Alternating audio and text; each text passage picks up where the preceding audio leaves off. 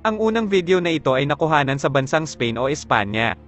Ang mga mangingisda sa dagat ay nakakita ng mga fighter jets na lumilipad sa karagatan at parang natataranta.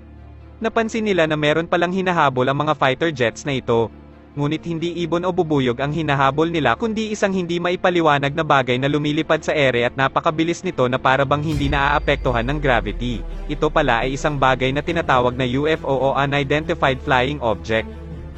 Nang malapit na itong mahabol ng mga fighter jets ay bigla na lamang itong pumunta sa ilalim ng karagatan upang doon magtago. Nang mapansin ng isang helicopter na nakita ng mga mangingisda ang pangyayari ay agad silang tinutukan ng helicopter at sinabing umalis na sila sa dagat at huwag silang magsalita tungkol sa kanilang nasaksihan.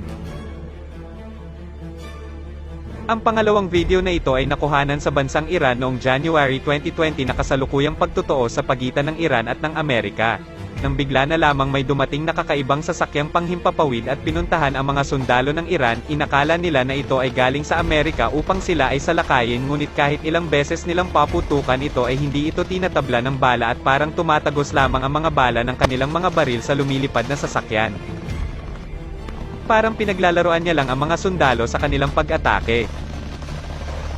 Ito ba ay isang sasakyan ng mga alien? O isa lamang itong napaka-high-tech na drone galing sa Amerika? Ano sa tingin mo, kaibigan?